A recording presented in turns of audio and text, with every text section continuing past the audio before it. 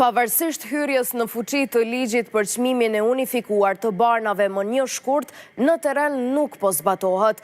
Barnatorët ankohen për ndryshime të shpeshta mujore të çmimeve të barnave nga vetë Ministria e Shëndetësisë, ndonse lista zyrtare vlen për një vit kalendarik.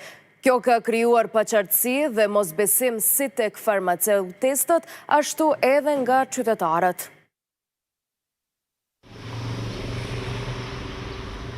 Pavarësisht se me ligjin e ri për çmimin unifikuar të barnave, lista e publikuar nga Ministria vlen për një vit kalendarik, çmimet dallojnë nga muaji në muaj, madje me vendim të vetë ministrisë. Situata ka krijuar paqartësi edhe në barnatore, të cilat shesin barna me çmime të ndryshme, ndonse të dyja të mbështetura në listë zyrtare.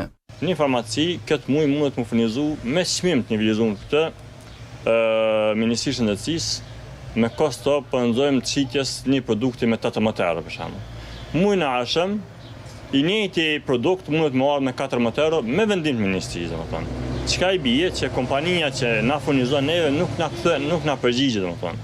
Atëherë qytetari i bie që do ta merret njëjtin produkt me një farmaci me çmim të ministrisë 18 euro, me një farmaci tjetër me çmim të ministrisë 14 euro, domethënë.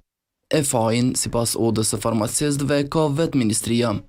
Fillimisht në aplikimet e para ka qenë mundësia e deklarimit dhe rideklarimit të çmimit, më pastaj gjatë procesit kanë krijuar një dritare të re në aplikacion me emër ndryshimi çmimit, se tani kanë kaluar zgjedhjet dhe kjo e fundit për t'i mbuluar parregullsitë e dy të parëve.